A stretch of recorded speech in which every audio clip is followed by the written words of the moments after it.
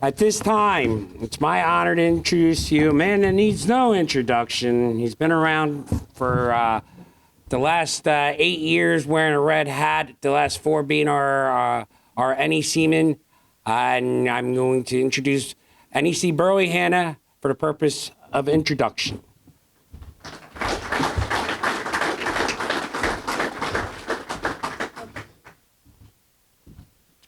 Good morning, everyone. Good morning.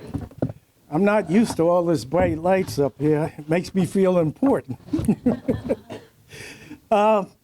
Before I read the bio of the next speaker, Gene just mentioned for the last 8 years I have held this red cap, and this year will be my final year. When the National Convention gavel goes down to end, I will be officially a past National Executive Committee man. That was my goal. The man I served with, I had the pleasure, in fact, that was the first time I was put on a call-in when I became ANEC. And the committee I was placed on was Media and Communications Commission. And there's a committee and a liaison to that committee. I was on the commission. At that time, we had lost our NEC, Jimmy Hall. Well, when I got in there, and the first person that I saw is sitting in the audience, Henry Howard. He's sitting at the table up front. So we have a national rep from the same committee that I served on. I must tell you, when I returned, there was so much information coming through that committee, I couldn't stop talking. Something like Gene O'Grady. Hey, but it's a good thing because what he does is give you information that's needed. When I tell people I'm from the old school, not because of my age, it's because I came up under a different administration. We are sharing more information now than we've ever had. We have updated resolutions. We have updated policies. And I'm proud of the work while I was wearing this red cap, both as the ANEC and the NEC. Now, our next speaker, Charles Chuck Robbins, was elected as our National Vice Commander of the American Legion during the 105th National Convention in New Orleans on August the 29th, 2024. Robbins' eligibility in the American Legion comes from his service in the United States Army from 1975 to 1978, where he served with both the 3rd Infantry Division and the 18th Airborne Corps. He was honorably discharged as a sergeant. He is a member of the Shore Bonus American Legion Post 351 in Seaside Heights, New Jersey, and has held or served on many of the American Legion offices or committees at the post, county, department, which is the state, and national levels. These include New Jersey Department Commander from 2006 to 2007, alternate National Executive Committee man from 2013 to 2017, and National Executive Committee man from 2017 to 2021. Robbins is employed by the New Jersey Department of Military and Veterans Affairs in Lawrenceville, New Jersey, where he serves as the Veterans Outreach Coordinator and Assistant to the Deputy Commissioner of Veterans Affairs. He has been married to his wife, Nancy, for 39 years and has 5 children, 11 grandchildren, wow, and 4 great-grandchildren. He enjoys cruising, everything about the Jersey Shore, to include boating, fishing, and swimming. He also enjoys playing golf, and watching baseball, football, and soccer. He is an avid sea glass collector with collections from areas all around the world, including his favorite spot on the island of Aruba.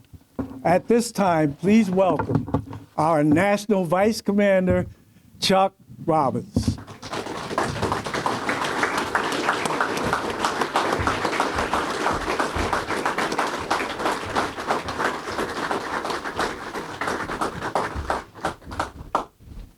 Hey, please sit down. What an introduction. Thank you, Burley. Department Commander Jackson, NEC Burley, ANEC Gene, Department President Charlene, SAL Detachment Commander Rich, members of our American Legion, our auxiliary, our SAL, Legion Riders, past department commanders, presents, Henry Howard, it's great to see you, my friend, Wendy Lake and Dr. Walsh, I know you're here somewhere. Thank you for being here. First responders and friends. Did I get everybody? I hope so. Oh, and DEC Will, I don't know if he's still here or not. He's getting changed, I guess, but I want to thank Will for the hospitality here. And everybody should know, if you don't know, that the last person to wear this red hat in New Jersey as a National Vice Commander was from this post. He's no longer with us. His name was Bill Rakestraw. Was a tremendous Legionnaire and a dear friend and a mentor. And Bill used to always say to me, will you please pay attention? So I drift away. I lose interest sometimes. I don't know. So I'm trying. So on behalf of National Commander Jim LaCourciere and our national organization, I thank you for the invitation to be here. I guess you could call this my official visit to New Jersey. I don't understand that. I live in New Jersey, but it's an official visit to New Jersey. But what an honor for me to stand before you all here today. Before I go any further, let me make something clear in regards to that sea glass thing in my bio there. So you go out to National a week before you, about a month before the National Convention, and the National Organization gives you like an etiquette class, all right? You know, how to fold napkins and use utensils and stuff like that. And they ask you for a bio. I think it was John Rorter. Okay. So I just didn't have time to do it. I was telling Nancy, put something together for me and email it, send me my bio from Damava, and whatever. And she did, and she added that sea glass thing on the end of there. Now, Nancy is really the sea glass collector in my house. I'm a real man. I like football. I like rugged sports and stuff like that. All right? But we were on a cruise to Aruba, and I didn't know it, but she set up a tour to this place in Aruba where the cruise ship lands at the port, and there's an island called Sea Glass Island. This is the truth. I don't know if anybody in this room has ever been there. It's about 30 miles from where, like I said, the cruise ship docks, and you got to go through some bad neighborhoods to get there. So we rent the Uber, and don't worry, sir, you're going to be fine. We're this and that. And I'm saying, where are you taking me? So we get to the end of the island, like I said, about 30 miles away, and there's this New York City police officer, retired. He has about 4 or 5 rowboats with motors on them, and I see a small little island about 300 feet, 400 feet offshore. And it's not big, it's only like 500 feet wide by 300 feet long. So we take the rowboats out there, and I'm not lying when I tell you, because this area in the 1800s, 1700s, the far end of Aruba was a dump. And the currents are strong there, so all the glass, the bottles broke and they washed ashore. And I'm not lying to you, the sea glass on that thing is 6 inches thick. And you can go out there and take as much as you want. You're there for like an hour, and this guy gets $125 a person there. And he's got people coming in all day long. This is the kind of job I want to do. I should have retired a long time ago. So anyway, Nancy says to me, don't get the white, don't get the brown, just get the blue. Just get the blue, blue, blue. I need that because she makes these little arts and crafts things, so I got 17 pounds of sea glass, and I didn't know how I was going to carry this back with me.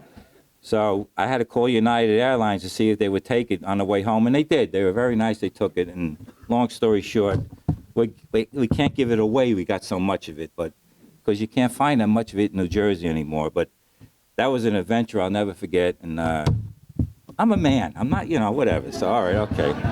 All right, so.